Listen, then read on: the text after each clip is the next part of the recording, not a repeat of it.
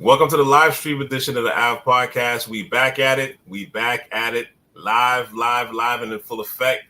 Thank you for joining. This is going to be a really quick one about Game 4. We'll do the regular one on Tuesday after Game 5 of the NBA Finals. But first off, thank you for my guest that's hopping on today, Sal Sharaf, family member, COO of Team Lightskin and founder of Red Rush, Ontario's AAU program with the Cunningham, running like Cunningham.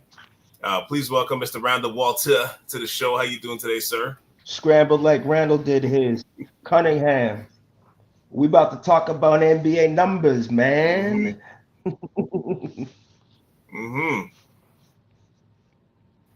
What's going on? See, we back at it. And look, I'm good, man. I'm good. So I guess the delay between podcasts recently, just in case some people out there may catch this after, but it was due to a huge figure in my family passing away. Rest in peace to my mother.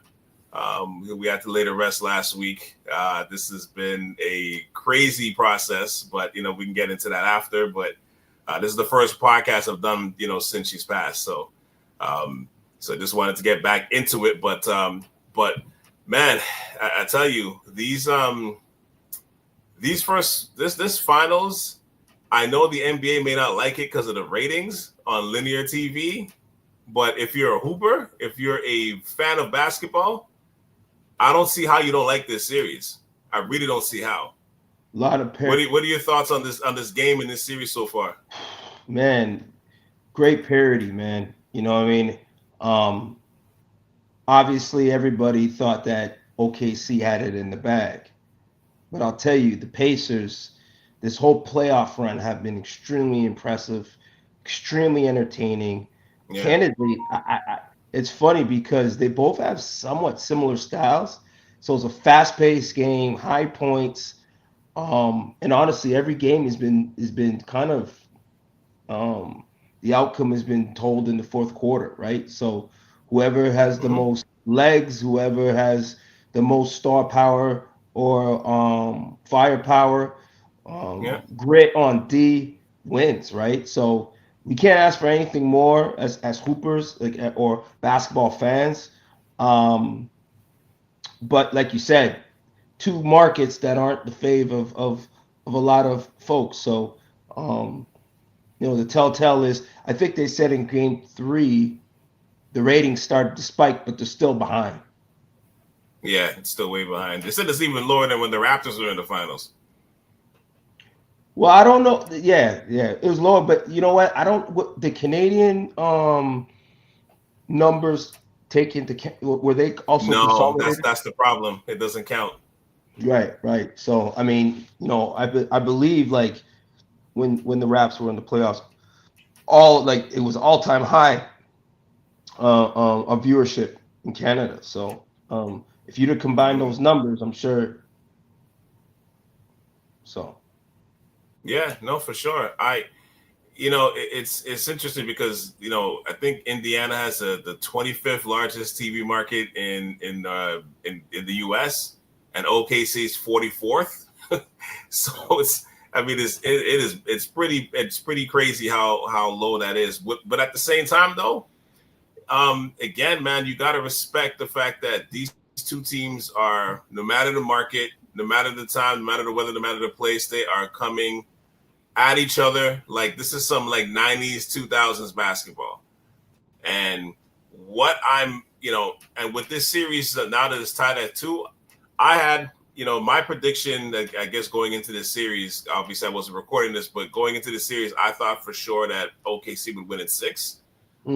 Just because the way Indiana's been playing, I was giving them at least 2 games. I was going to give them 2 games just because I was like, this is not a fluke, because ever since January 1st, these guys have been literally maybe like the 3rd best team in the NBA record-wise.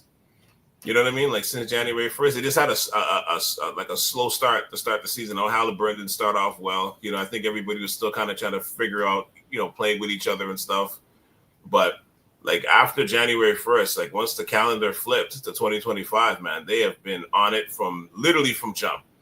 And this is not a fluke. Like watching them take down Milwaukee, watching them take down Cleveland the way they did, because I mean, they took Cleveland down in 5. And is that kind of fool's goal, though? See, is that kind of fool's goal? Because I mean, I'm not saying that Cleveland played well, but Cleveland was also riddled with injuries. Milwaukee lost Dane, and really didn't have Dane for most of the series, even before that. I mean, I'm not trying to take everything away from them. Yeah. But I was talking to my son about it, right? Like, when Boston lost, he's a huge Celtics fan, and I'm like, look, man, imagine if Boston was healthy, and he kind of just looked at me. He goes, in the NBA, it's all about health, right? It's all about so that's what it's about. It's the healthiest team wins, and they're healthy. And you called it since January. These guys they really, they turn things around. I think a lot again comes with health. Yeah. Right. I know Halliburton. Halliburton.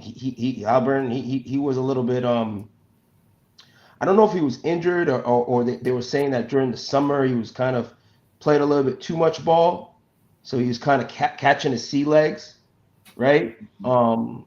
Siakam getting acclimated, really that he spent the second half of the year, kind of getting used to things going into the beginning of the year. But like you said, this team is all gears are running, right? You know what I'm so impressive about this team? See, I was watching today. The ball movement, man. Selfless. The ball just hums. Ding, ding, ding. Bucket. Man, ding, it's ding, incredible. ding. Incredible.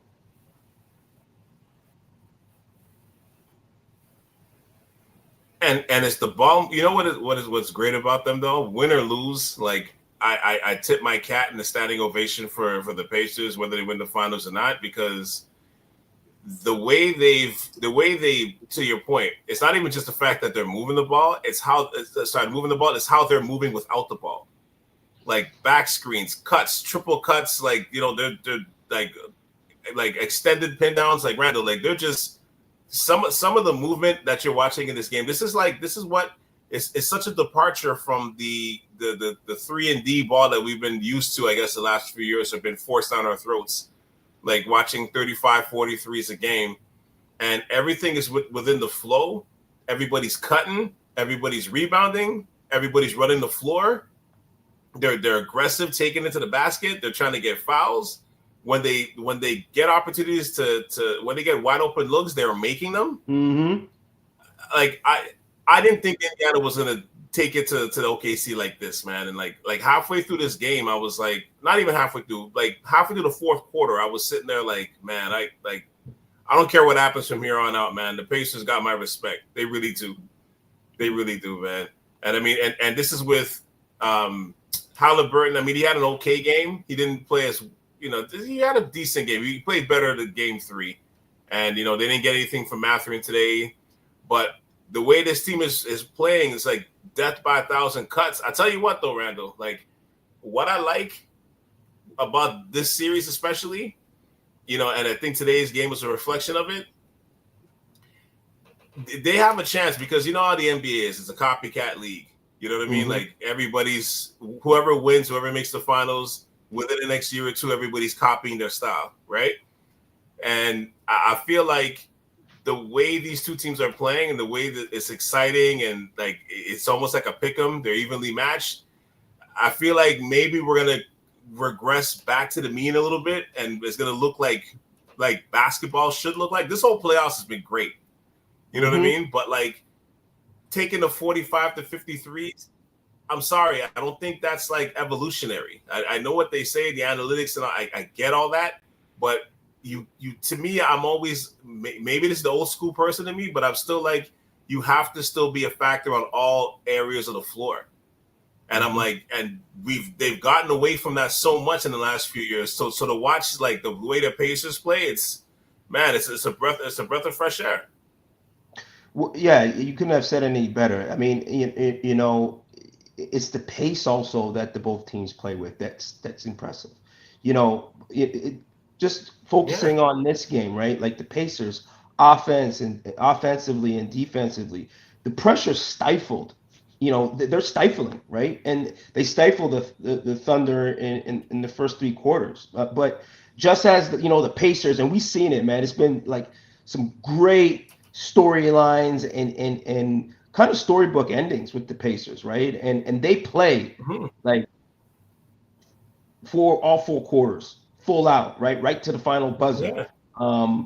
And as they keep playing to that final buzzer, then the Thunder they did the same, right? And in a game that looked like, honestly, I thought they were going to lose, right? I was looking at one point, I'm like, it was good. I remember when Siakam got that and one, I'm like, ooh, right at the midway through the third, right? I was like, it's not looking good. I mean, Indiana took right up top of my head, I think it was a 103-99 lead with around 3 minutes left, remaining in the fourth, Mm-hmm. right? I mean, it didn't look good, right? And I don't even think they made a field goal for the rest of the game. And this is where, you see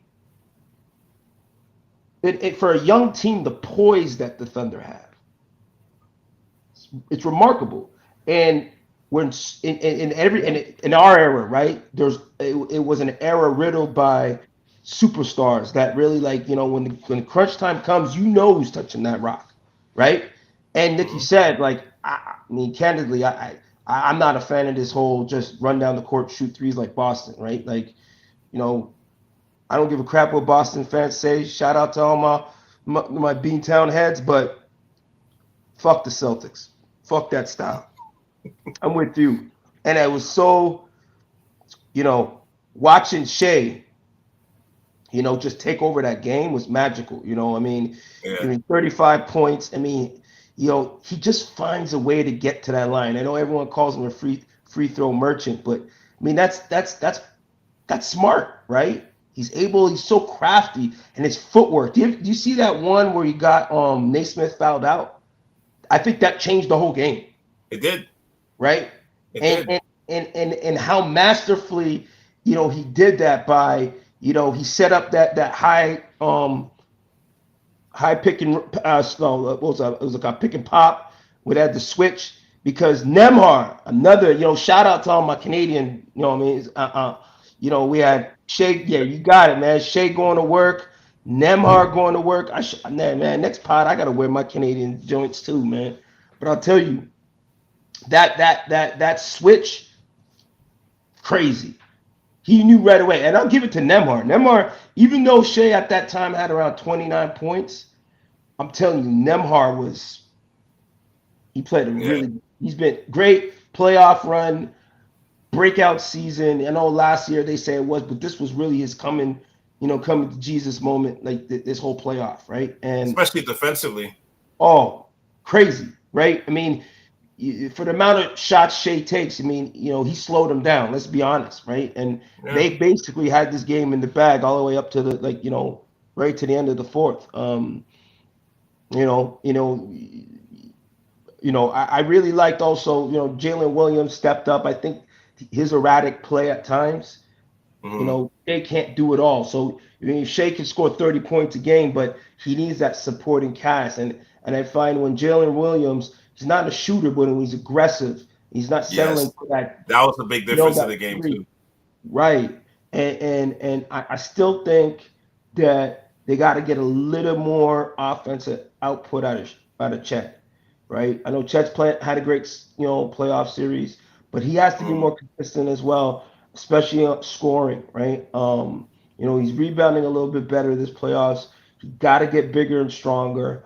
But I think the X factor for them was Caruso this series. Yeah. Jalen Williams set the tone from jump. Like he wasn't settling for shots. He was just going right. He was getting right to it.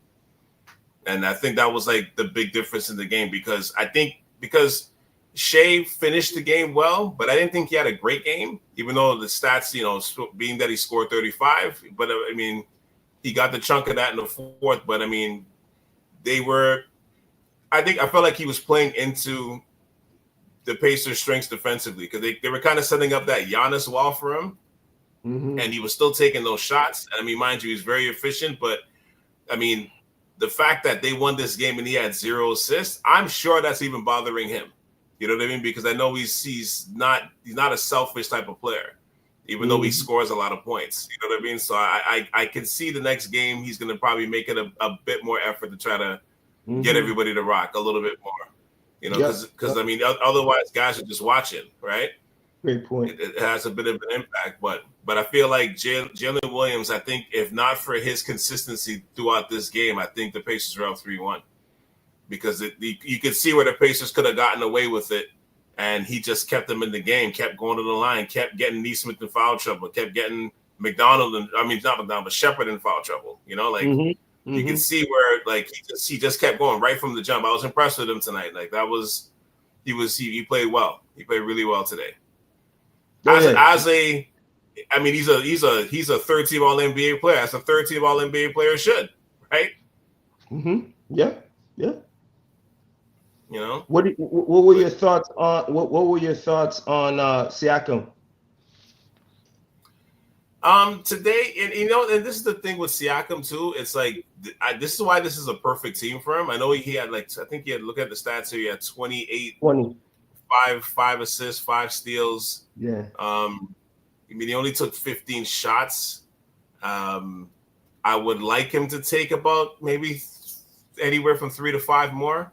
But on a team like this, though, this is why this team is perfect for him because, when he was on the Raptors, especially after Kawhi left, it was like it was above his pay grade. You know what I mean? Like he wasn't meant to be the number one guy. Like not in a traditional sense.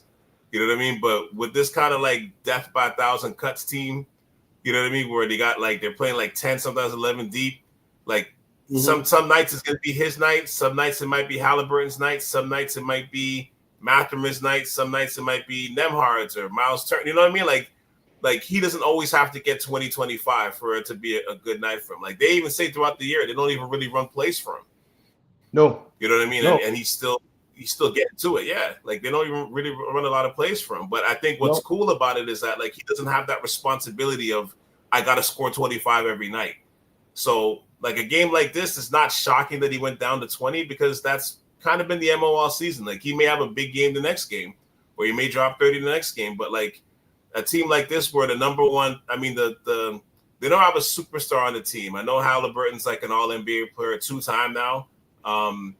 But he's not necessarily a superstar, but he's one of those, it's kind of like a kid or like a Nash where it's like he's their best player, but it doesn't mean that he's their best, like he's their number one scorer. Like he's trying to get everybody involved, make everybody better. Like if he's getting about 20 points, 18 to 20 points, he's got about 10, 12 assists and doing everything. That's the strength of his game. And somebody like Siakam, it's a perfect team to play for.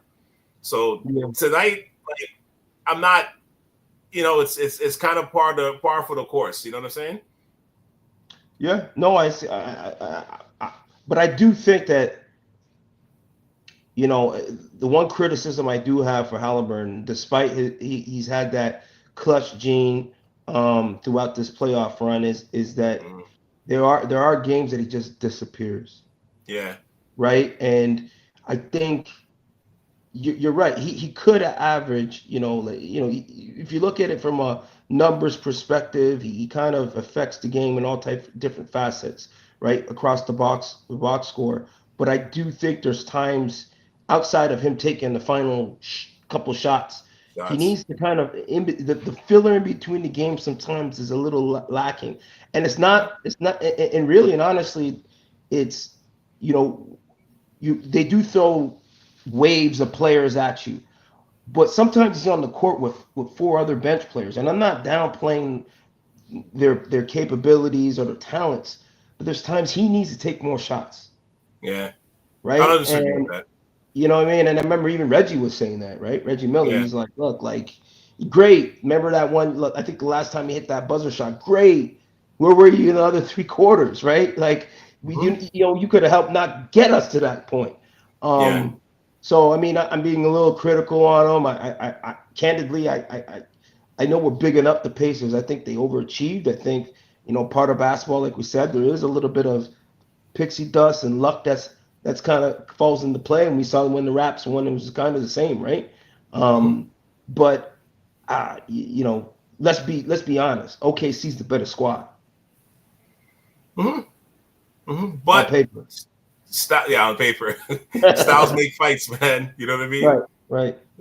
Styles make fights, man. So that's, I mean, that's what we're seeing here. It's like it's the contrast of styles is just is making for a great series, Hmm. and they're at the point of the series where it's like they're kind of tired of each other. You know what I mean? Like you saw it get a lot more chippy. This is probably the most chippy type of game out of the finals so far. But it's right at Oh yeah. that point, right, where it's like game middle of the series. It's like I'm tired of seeing your green shirt and your hat.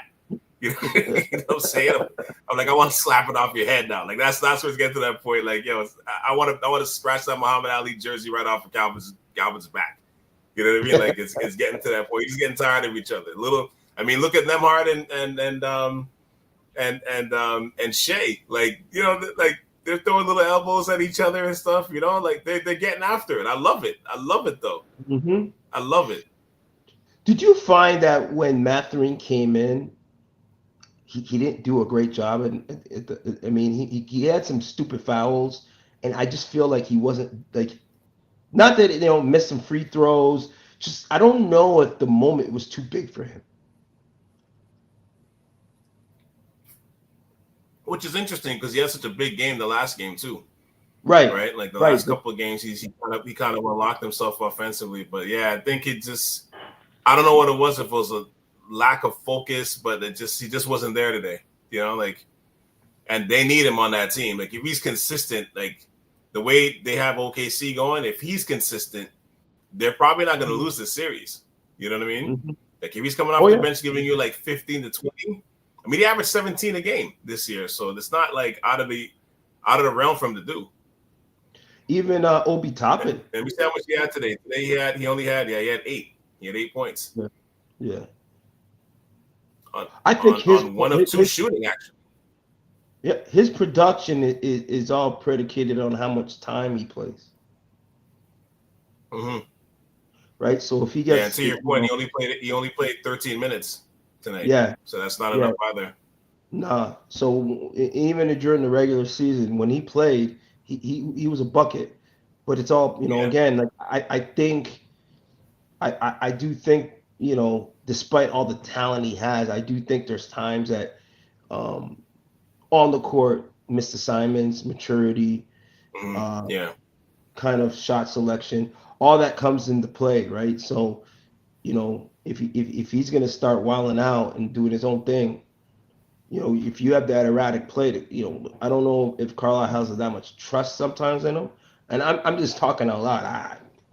I hear this. I just speculating, right, from what I've seen throughout the season. But definitely like you said, him, Obi Toppin, and I think one of the unsung heroes is uh, white boy point guard.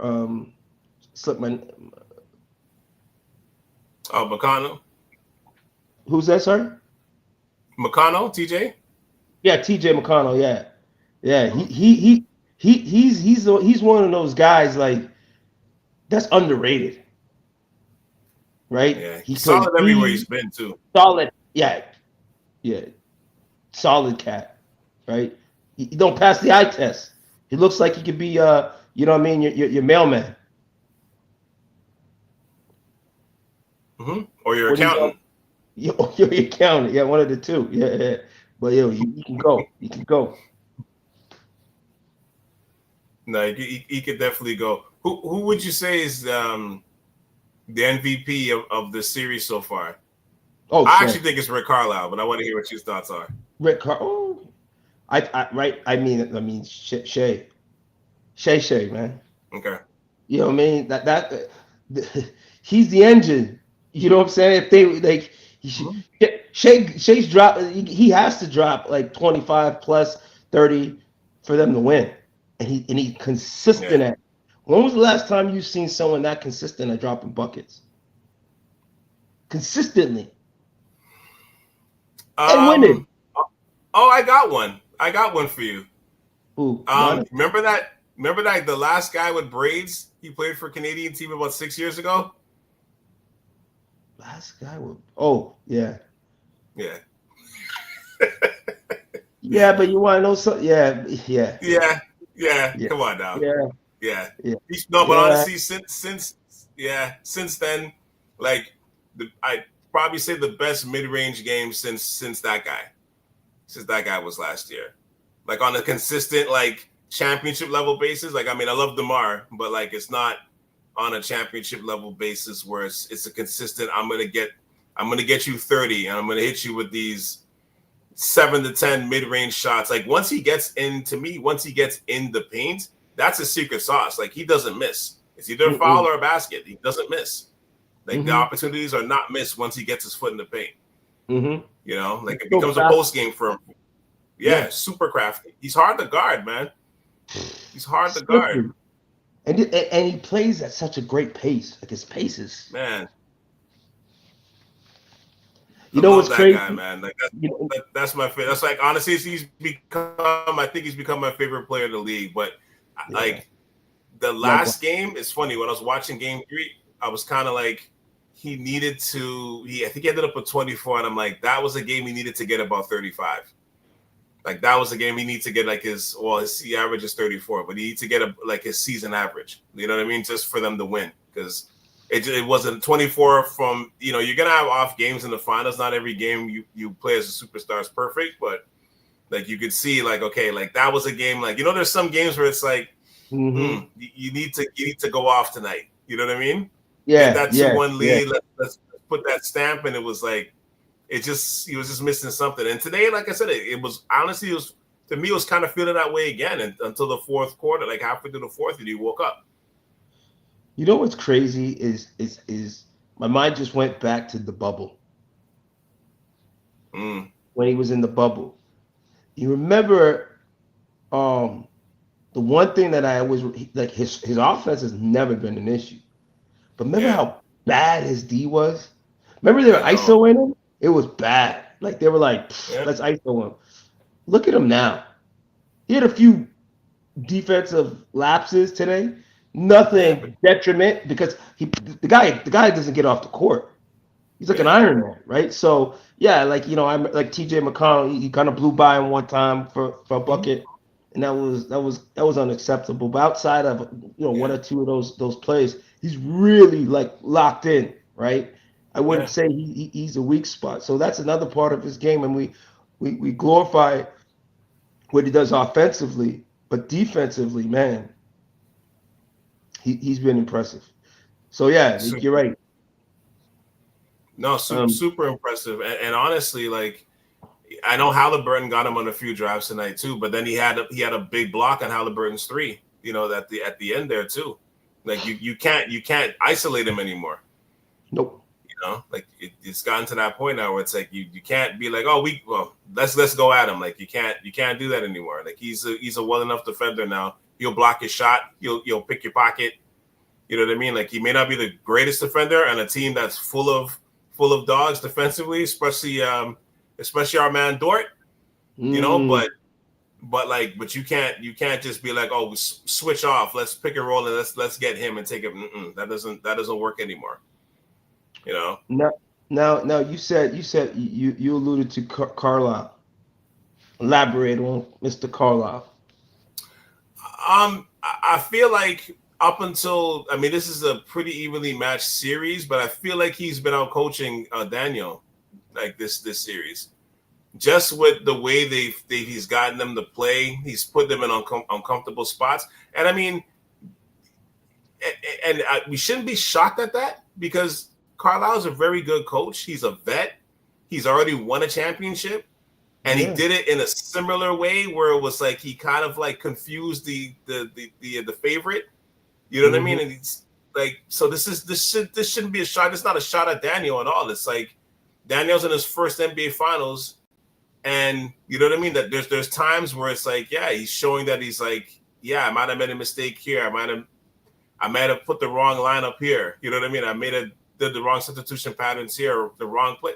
Whereas Carlisle is like pedal to the metal, and he's scheming up his squad, man. Like it's super impressive, man. It's super impressive. I thought he's been the MVP of like, because he's like him and his coaching staff has basically they've made the Pacers implement everything they put on the floor right now, give or take, other than like game 2.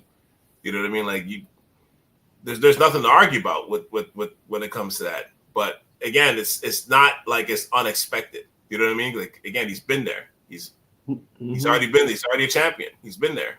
He's a vet. Yeah, he's putting his players in the like his talent in the best positions to succeed.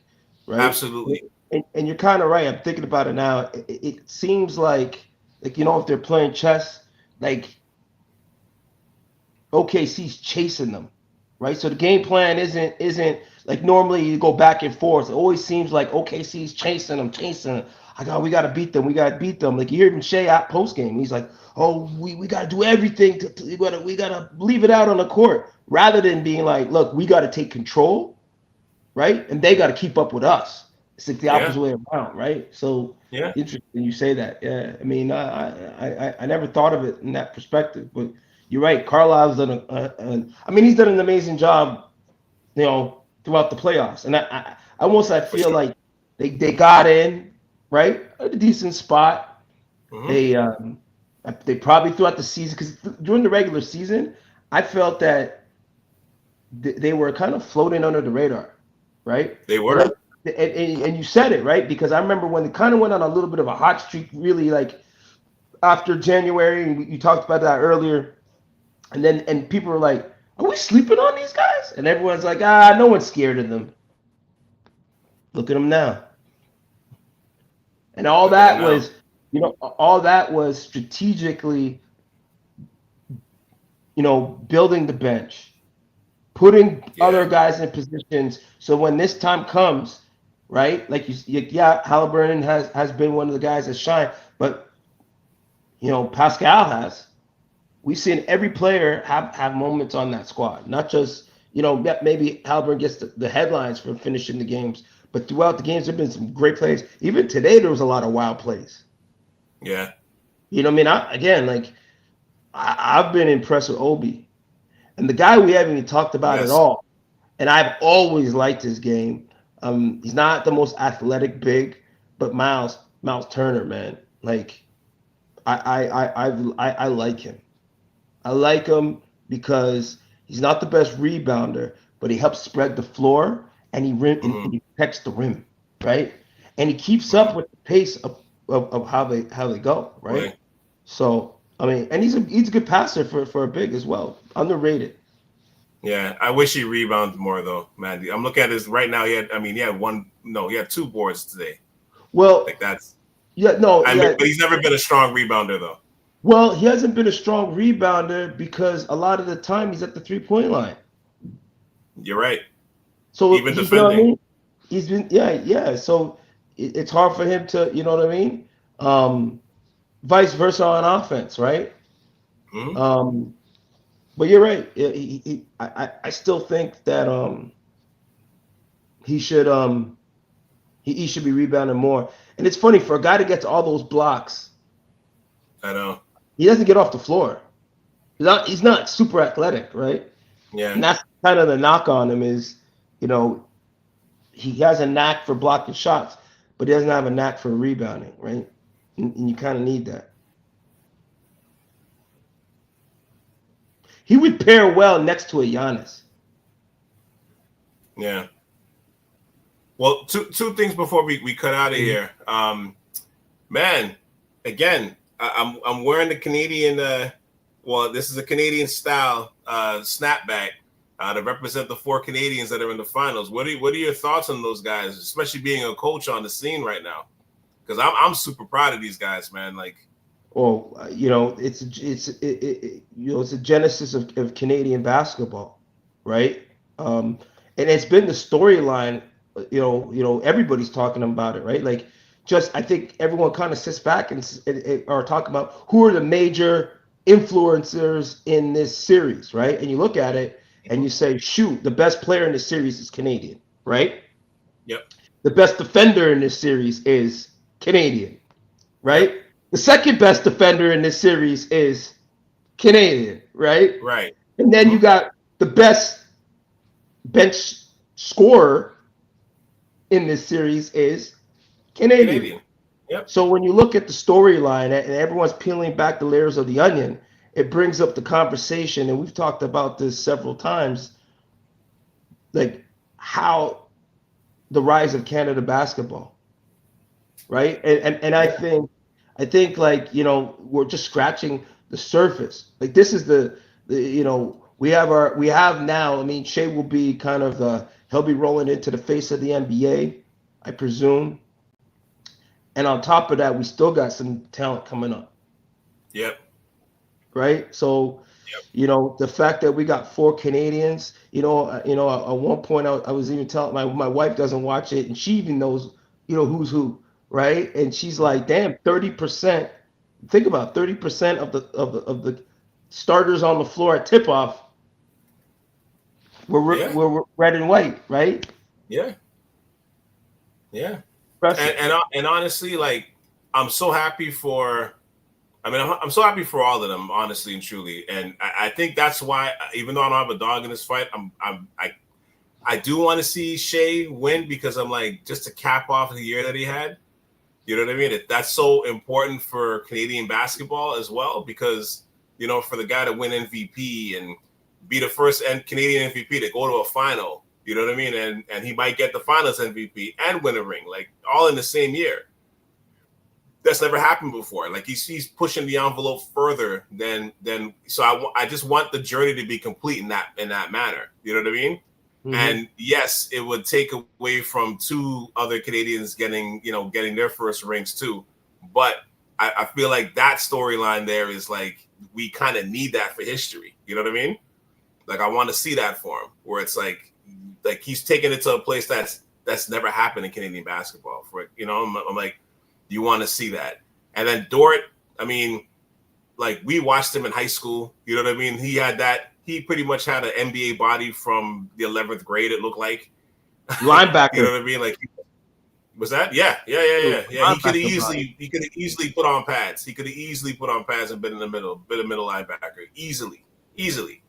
But with that said, like his progressions as a defender has been amazing because we didn't necessarily see that coming out of high school or college. But the way that he can hit those threes now, it's like it went from leave that guy open to oh my God, he's gonna make that. Oh man, he's open again.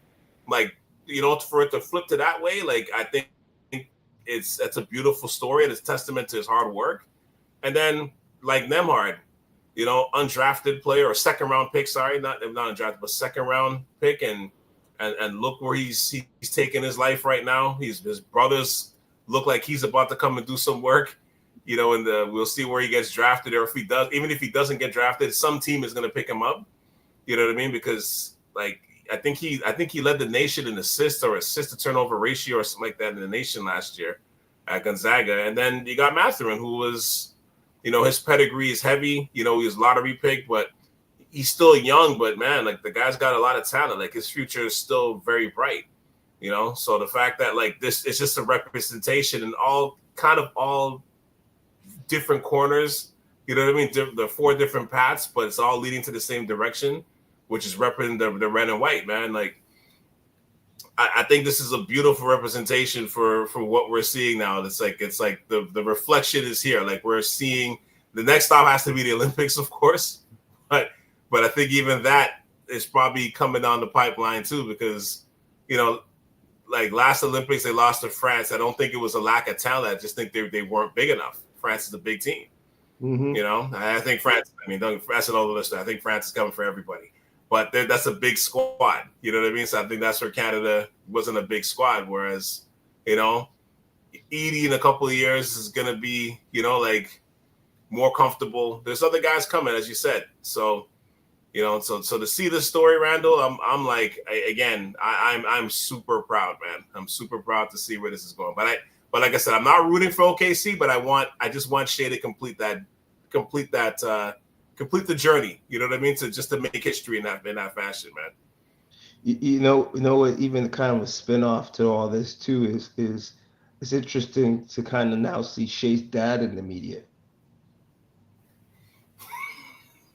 Toronto man, stand-up guy. He's a true Toronto man. Toronto man. Yo, I just saw he was doing a podcast with Jeff Teague, and I guess I saw it, that. I didn't get a chance to see it. God, this man said, "See, he's a clown." He said, because I guess Jeff, he's like, you guys are fathers, and he's like, "Why I have?" And Jeff's like, "Well, me not yet. We're trying to get it." He's like, "You don't have one? What, are you having problems?" He goes, "Let me breed up your girl. I'll turn. You can have an MVP kid with my genes, and I'll train him." Yo, I'll be honest. Jeff Teague was laughing it off, but you can see, like, remember, like Arthur the fist, the ball fist, like, the meme with Arthur. You can see Jeff Teague like, but really, Hulk smash, or Seinfeld. George is getting mad. Oh, that's crazy. Remember Hits from the Street? You be the judge. But I have some family members that grew up with him and his sister, actually, from back in the day. So they're always like repping, like, yo, he's good peoples, and I think they're very proud of him as well. But he's a Toronto man through and through, man. Like, I'm like, get it, man, get it. My man is everywhere now, balling it up. You know what I mean? Everybody's like, I'm up in the Shea's dad. He's in the streets. He's outside. Mm-hmm. He's outside. He's outside. He's outside. And you know what I like about him? Let him be outside. You know what I like about him? He doesn't switch it up.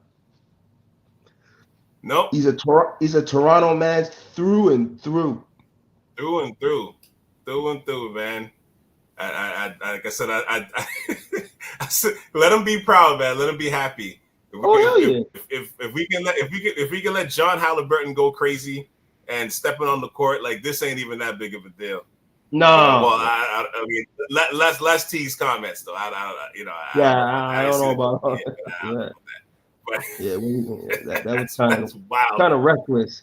You know what I mean? That's kind of reckless. Wild. Like, we're just talking to talk. But outside of that, wild. Very proud of Shea. And a little bit even prouder of the fact he got a little bit of, you know what I mean, with that the madness in him, little Antiguan blood. So, rep that. I didn't know that till the other day when I sent you that clip. I was like, I didn't know. I didn't know she was Antiguan.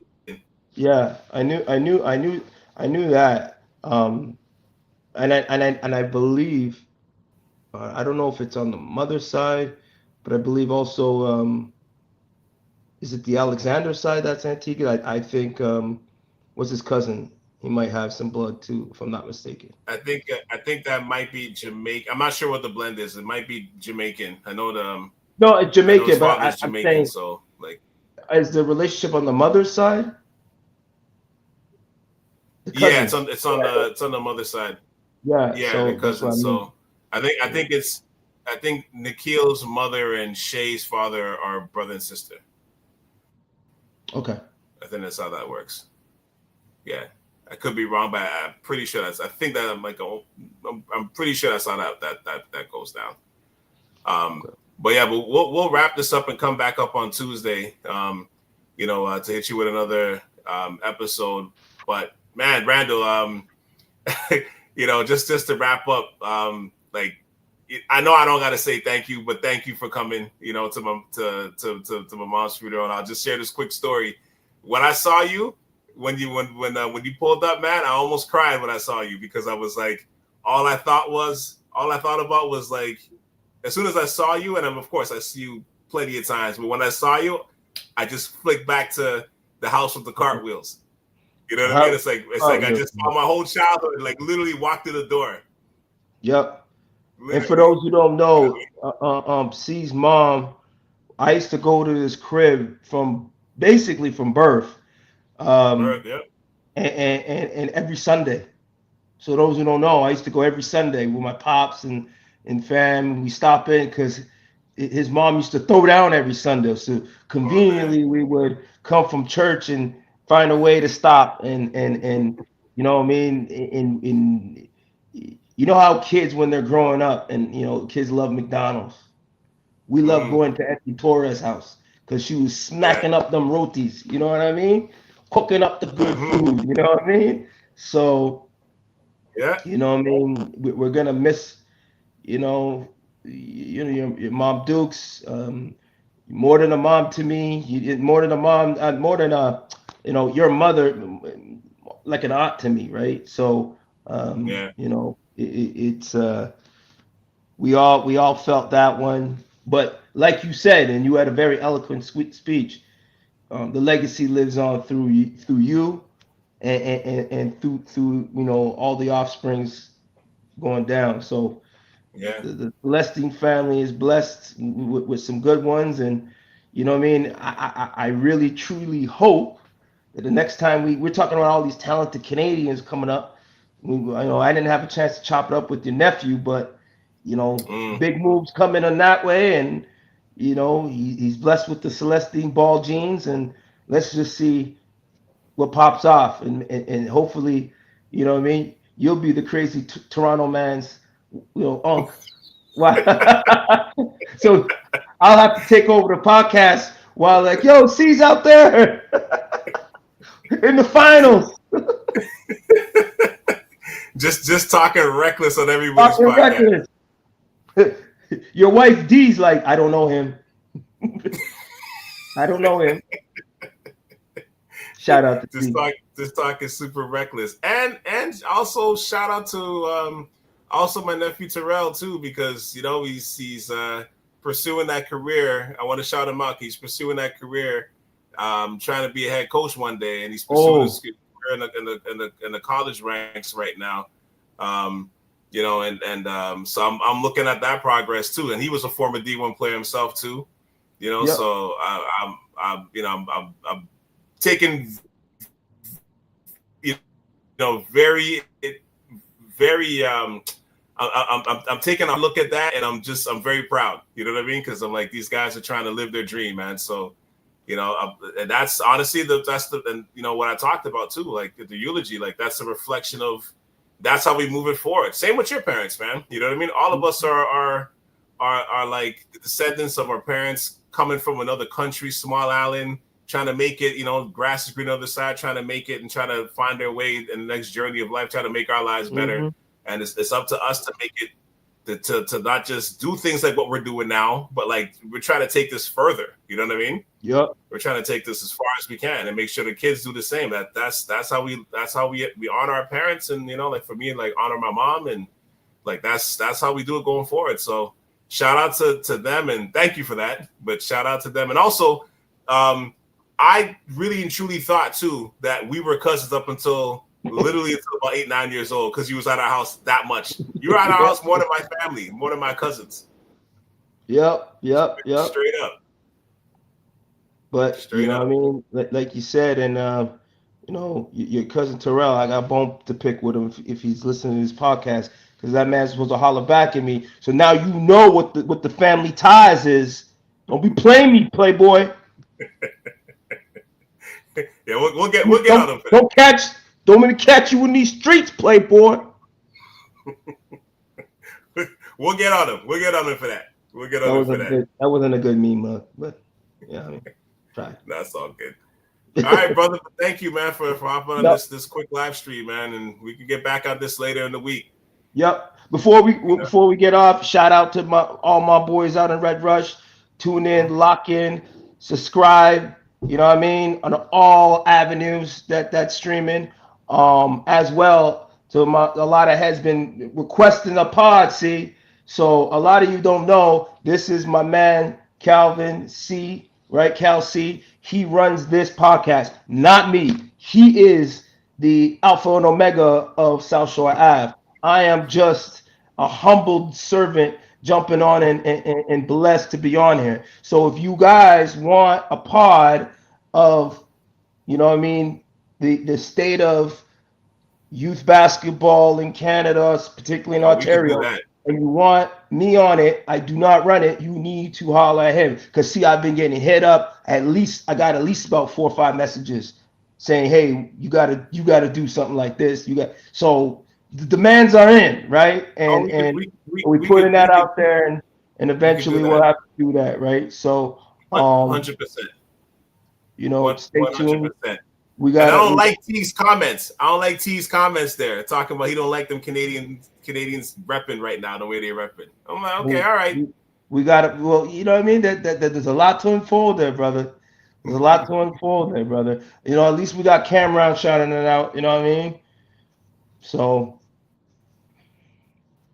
we got a lot. We No, got a lot to it unravel. is what it is, man. But again, But stay yeah, no, locked we and can loaded definitely for what we got coming. do that this summer, man. And But maybe once we again, can I turn it into appreciate you, brother. Thank you. Yeah, 100%. 100%. Hold on a second.